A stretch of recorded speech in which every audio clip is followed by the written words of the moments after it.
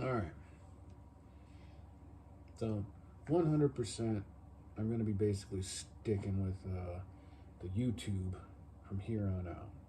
I'll put the chair back further, but the Eastern Hercules is in the way. Yo, Texas way. He only knows about that. And yeah, mine doesn't have the donut on top. It's American made, just like yours was. Woo.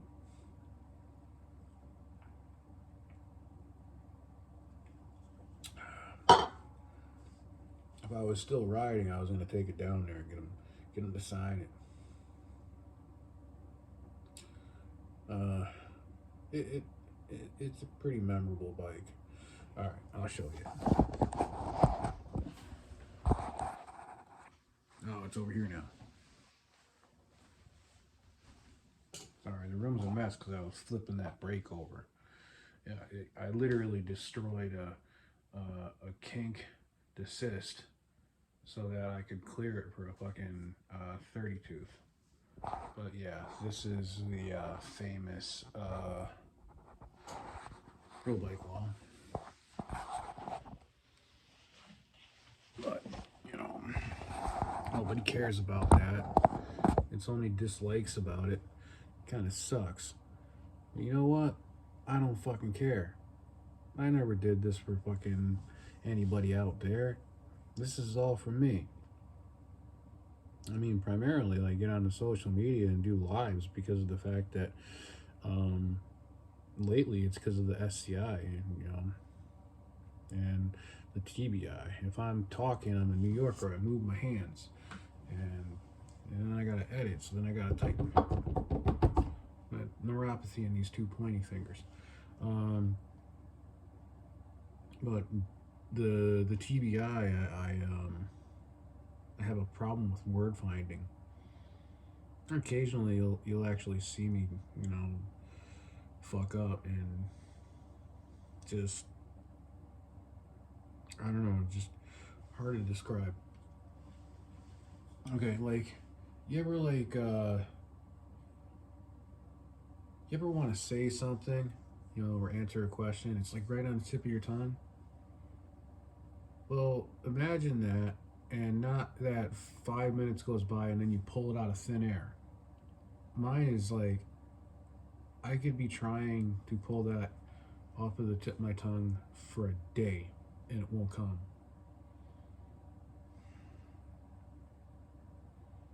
That's just the soft version of what I got. My memory's fucked. Like I challenge people all the time over like basically make believe land that's in my head because I remember something and then all of a sudden now it's different because I combat it with something else and yeah. Brain damage ain't no joke. At least I got happy brain damage and I'm not one of them angry people. This would be my 46th concussion on BMX. Yeah, that's not anything to brag about because usually after 50 times, you start beating your, you know, significant other or, you know, going to bars and getting into fights or becoming an alcoholic or, you know, just bad stuff. Walking around in Walmart in sweatpants, you know, that kind of stuff. But I digress.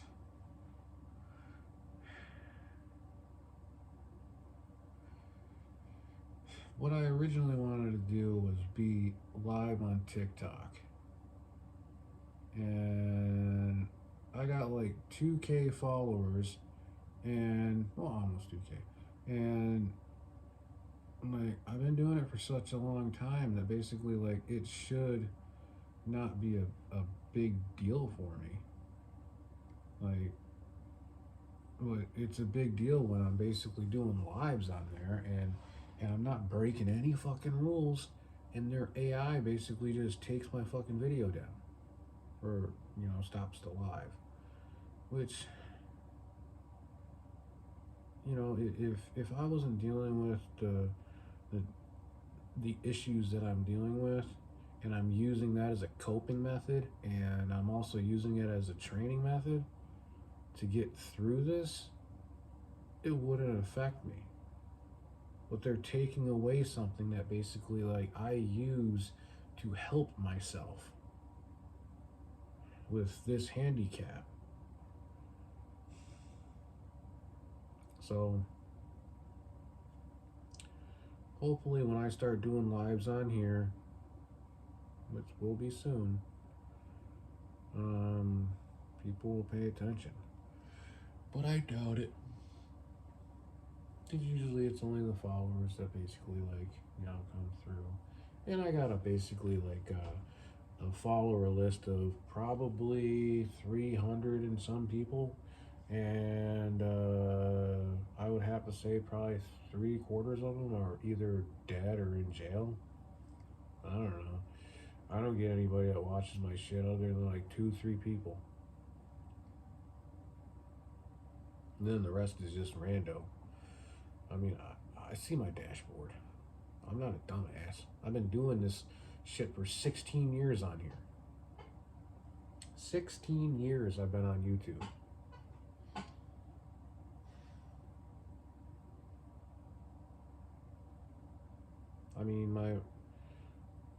I'm a shit YouTuber. I got like basically like probably 20 feet backlog of comments that are like not either approved or not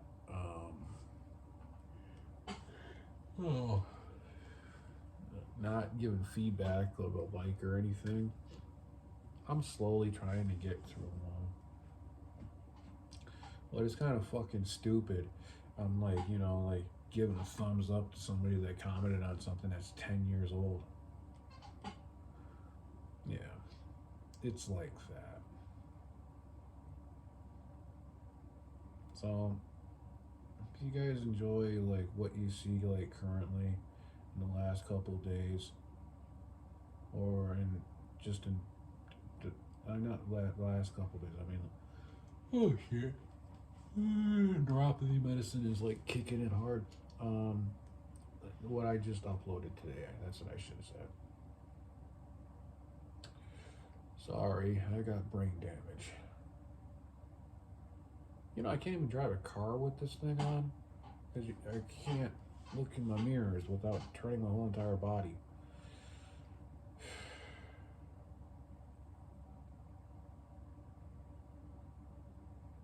And basically I was told that if I drove anywhere I'd get my ass beat. So I gotta be a good spouse.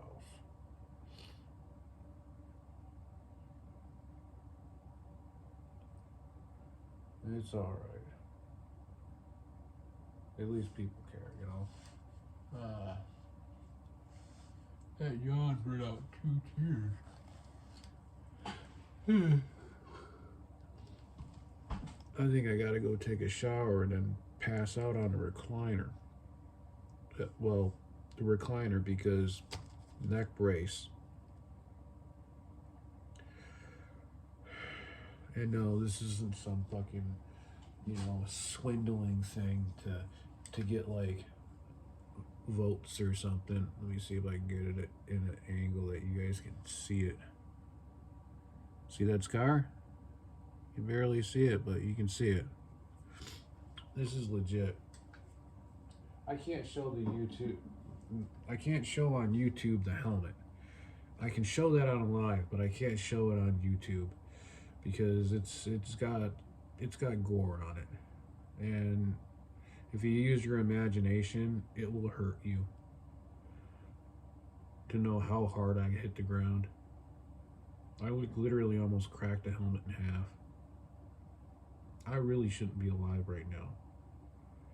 Between my breaking of my neck, like I literally broke every single vertebrae in the Goldilocks zone.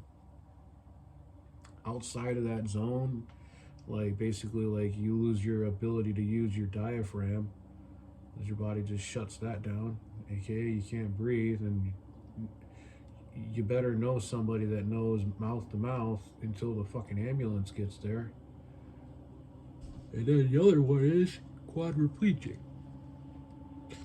And on top of that, I hit my head harder than I've ever hit my head. I had nurses that I work with tell me that basically I was unconscious and crying for like 3 hours that I was in my ER room. They couldn't get me to wake up. And thus, basically, like, I had nurses there that I worked with all in a panic attack over me, which I felt bad because it was taking them away from other people, helping other people. I mean, this is the hospital I work at. So, that being all said and everything, it was a trauma event of my life. Like, I've fucked myself up many, many times, but this, honest to God, was the worst crash that I've ever had. And back in the day, we were doing 35-foot sends, and I've never hit this hard. This is the reason, basically, like, when I started doing videos about BMX and explaining why we need to bring back the big parks, is because they're fucking safer. The concrete parks are fucking deadly as hell. Cities don't understand that. I don't know, we built this fucking skate park, but everybody keeps on riding street. I was like, because street's safer. You could dump fucking, 2-3 bar going down a fucking 15 stair, and that's safer than doing a single bar off of like a fucking ledge at the park. Because at the park, like, you land on polished concrete. Oh fuck. And at the street, you land on fucking sidewalk and shit. I mean, you fall off your bike, you're gonna get fucking hurt there, but at least you got traction. Worst case scenario, on the real street, you're gonna basically like sprain your ankle.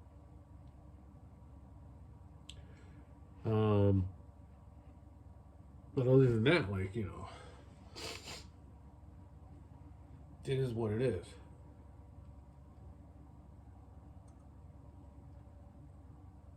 Alright, so I'm gonna do something that I can't do.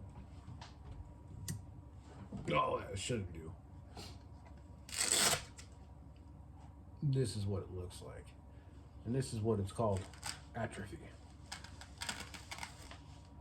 See my neck? I gotta look straight because I can't move. Now, that is atrophy, or muscle, tissue, and everything just starts shrinking. Keep in mind, I had a sausage neck. My favorite gym move was the idle nose. Where you take the weights and you like pick them up. And it works these muscles. Those muscles are all gone now. I don't have any of that shit anymore. Now my spine doctor basically told me straight up it will come back with time and me like working it, but I'm gonna be scared to work it because of the fact that like I said, I broke my back in the Goldilocks zone. I don't want to break my back training my back strong, because if I do, I better know somebody that has CPR qualifications and knows how to do mouth to mouth. I don't need CPR. I just need somebody to make me breathe until the ambulance shows up. Which, brother, I'm telling you, not too many people are going to be doing that or willing to do that. So basically, they'll just watch me die on the fucking floor. Thank you, society.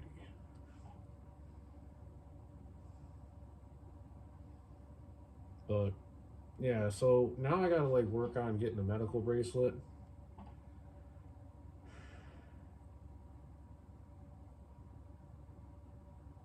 just sucks.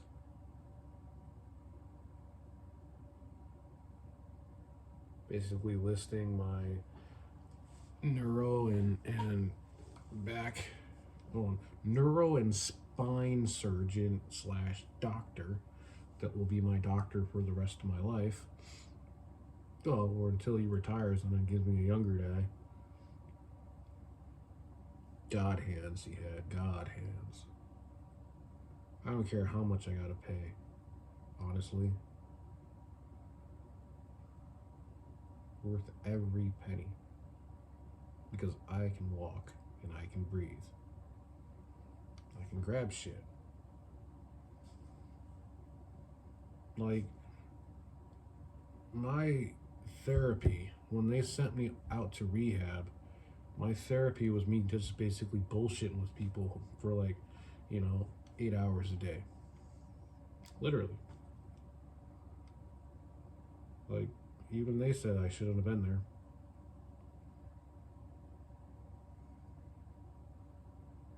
They were like, you got all function. Basically, I arrived at rehab and left rehab 2.5 weeks later with the same ability. Oh, and by the way, it's the most expensive physical therapy rehab in the area. In like probably 500-mile radius. Yeah, that's a lot. That's a 1,000-mile circle. I'm not joking. It's also part of my hospital. So guess what I'm doing when I fucking get back to work? I'm gonna fucking transfer over there. Go where the money is. Not because you're gonna get paid more, because you will not have to do as much work. Because understand, in the hospital, we're taking care of people that are just post-op, or we're taking care of people that are basically not going to be able to leave the hospital. Yeah. So in rehab, you're taking care of people that need to learn how to deal with what they have now. And you get to deal with people that need to know that they should be happy with what they still have. And when they finally see that, it's rewarding because of the fact that basically, yeah, there's going to be sadness, but at the same time, basically you're opening up somebody's eyes to the reality of, well, I'm still alive. That's what I told everybody. They were like, you're not depressed? I'm like, no, in fact, I'm fucking happy. Like, why are you happy? You almost died. I was like, exactly. I'm still here. I can see you, I can hear you, I can touch you, you're there. And when it comes down to coming home, like I stayed on my easy chair for like days. I did not want to come into this room. This is my sanctuary. This is the bike cave. There's probably $60,000 worth of BMX shit in here. And plus I got my row machine, and then on the other wall, on the other side of this wall, I got the fucking running machine.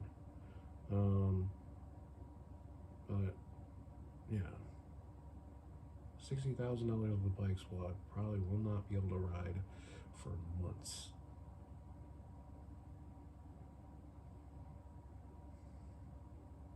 I want to just think that basically this will be one of those situations where I just pick myself up in a couple months and start fresh and take it easy, and everybody supports me when I'm on a bike again. And maybe basically like it'll bring the crew back. I don't know why the fuck this always happens. What the fuck is up with crews? You build them all together, and I give all my guys like in the crew like fucking free parts left and right, and then they all fucking ditch. What? Because it wasn't fun?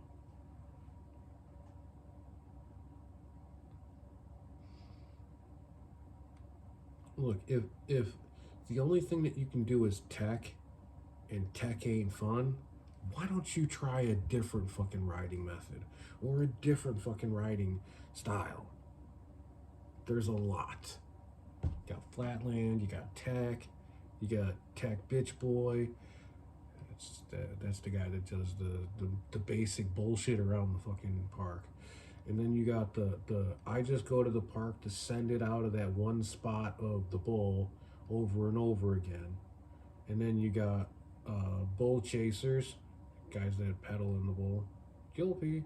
And then you got bull pumpers, which basically those are the guys that talk shit about guys like me that pedal in the bowl, and they get air and they do pocket airs and stuff like that. After Rochester, I don't do pocket shit anymore. And then you got the transition guys where they're just like scoping shit out, be like, I can jump off of that and I can land way the fuck over there onto that. And they're pointing at like a fucking 4 foot, like tiny ass fucking quarter. And you're like, what? How are you doing this math? This is so dangerous. Because back in the day when we did 35-foot sends, it was like literally a 10-foot fucking like quarter onto a 8-foot quarter or vice versa. And they were 35 feet away, and it was easy to do the math. You're like, I got this much variety to the jump or landing. I can make this. It's no big deal. The major thing though is I don't see him ever wanting to change. Oh yeah, and I forgot half pipe riders, but you can't be that because that's how many half pipes are left in the country. Thanks, Karen. You don't know how many big parks there are left in the country besides Woodward? About how many there's left in half pipes. It ain't even big send places.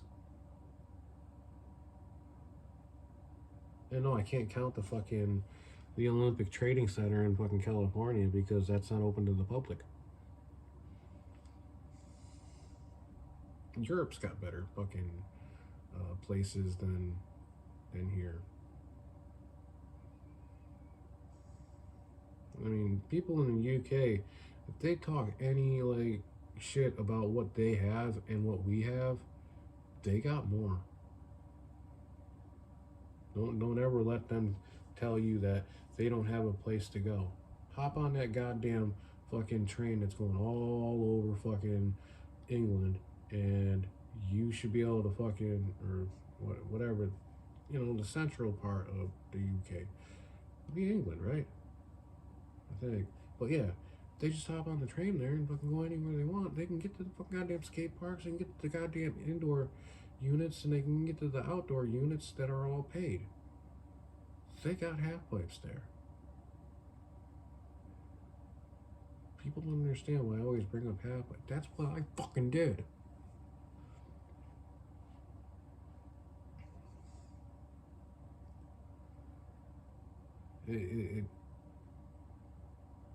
That's where it hurts me. Is now the only way that I can go and ride a half pipe and accessibility is basically 22 hours away. I gotta drive from Washington down to San Diego, California. That's the closest half pipe. I mean, there is one in SeaTac, Washington. But the problem with that one is it's like owned by skateboarders. And even though we both like shake hands about hating on scooter riders, we can't shake hands on the ability that actually they ride our park and we ride their park. But meanwhile, Think about it. In the X Games, we always let fucking some of the good skaters come in on our days and that we were training on or practicing on the half pipe, because we knew that they needed more fucking time dealing with it than we did, because all we had to do was like do 2 practice runs and we were ready for fucking trials or tryouts. I'm probably gonna cut it short here. This is 25 minutes, and when I say cut short, I mean like fuck, we can go on for an hour. I don't know if my phone's got the battery and or the capabilities of holding that kind of fucking storage for this, because this is recording in HD. Oh yeah, I'm wearing my Golden Days shirt. If you can't notice the logo, it's Jesus has paid for your shins t-shirt. Thanks, Golden Days, and thank you for the fucking sticker too. It's on the Williams down the down tube. Fucking perfect. It was the only place I could put it. It had to be on a white surface. Yeah, it actually looks really good on there too. But yeah, you guys all rock. Keep being stoked. Keep passing the love, and help your fellow man. That's not so religion shit, because I don't believe in any of that. Ask a guy that's been lights out more times than he can possibly count. Okay, like I said, 46 times. Yeah. So, did I ever see the lights? No. When I got knocked out, did I ever see like jet streams? No. Did I ever fucking like go into dreamland when I was knocked? No. Blacked out. Woke up fucking instantaneously, but time has basically changed. You go from fucking pre-knockout, where you remember the last thing that happened before you got knocked out, to post-knockout, where you wake up and you're just like, where am I? Yeah. Now, hopefully, if your buddies are really cool, you're in the ER. Because God's honest truth, if Jameson didn't do what he did, I would have been dead. If it was any other person in my crew there, they wouldn't have made that call. Jameson realized that basically I had a 10-second broken record syndrome, and that is bad, and I was bleeding out of every orifice of my face, except for my ears. I was bleeding out of my mouth, bleeding out of my nose, my ears. I weren't bleeding out of those yet, but yeah. I think I was bleeding out of this side too, because I this whole side of my face was like fucking bad. But yeah, if anybody ever noticed it, knows my wall, there's a couple bikes missing. I broke down the fucking walsh that caused this whole thing to retire it. I don't ever want to fucking put together Walsh's Christine ever again. That bitch wanted to kill me. And I gave Jameson the S&M Holy Diver, fully assembled, as I like them. The only thing that it had on it was temporary Verde wheels, but they look good on it. But I told him he could take another bike, and he wouldn't. He really wants the fucking Eastern Hercules, but I'm still playing around with that right now. It's like a little side project. I gotta order a 32 sprocket for it. Because I accidentally put a 9-tooth on the rear of a mid-school bike. And you can't really do that unless you want to put a fucking something bigger than a goddamn 25. Because a 25 won't do. Even if you took the brake off, it would hit the fucking stands for the brake. So that being all said and done, I honestly think that I will end up giving it to him.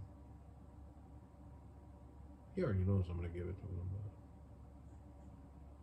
giving up all your damn bikes sucks. Because deep down in my heart, I know I'm gonna ride again. It's either that or I keep on buying and building bikes. What? The bike shop ordered fucking 2 freaking BSD Freedoms for me. You know, because I gave my daughter my BSD Freedom. So I got an orange one coming in, and I'm going to be building it just like what's his name's, you know, the rider for the BSD Freedom. And then I got one in Kawasaki green because, hey, green's a cool color, especially when you build it all with fucking chrome. I'm going to chase down some G-Sport fucking chrome or polished hubs and some G-Sport chrome or polished rims. And then I'll use some of them, what is it, SK Swiss or whatever the hell it is. They make a really, really nice, like, polished spoke. And, yeah. I just want to make that bike a bitchin' bike, even if I never ride it. If I make my way to being able to ride my bikes again, it's gonna be damn near a miracle. But I want to basically give myself the opportunity if that day comes. I'm scared shitless to go back on a bike right now. Because if I damage my neck one more time, I am literally dead. If I hit my head one more time, I probably won't wake up.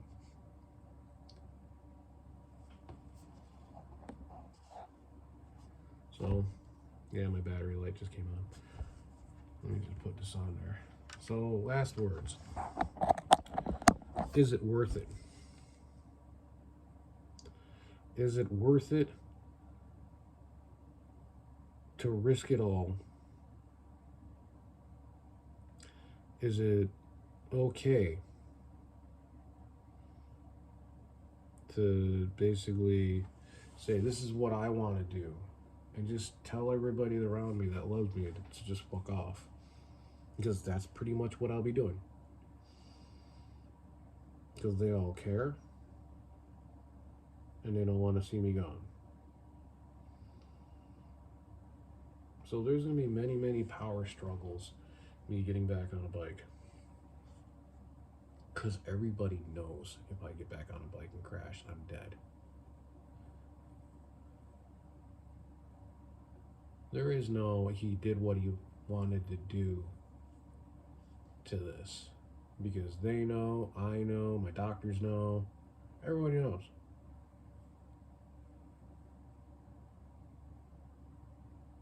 So there's no way for me to actually basically get around this. None.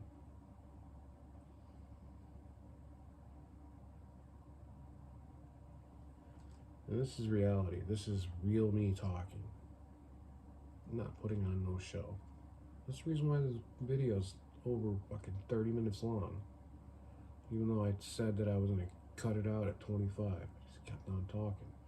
I'm your mom. I'm your mom on the phone. Yeah, that's kind of deal thing. Yeah, just keep on talking. Fill in the fucking air with words.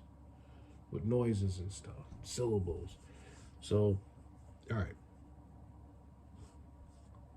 34 fucking goddamn minutes. You guys all have a fucking killer day or night. If it's nighttime, get some sleep. If it's daytime, make it count. And if you still ride bike, ride for the ones who can't. And if you can't ride bike, train the ones that wanna.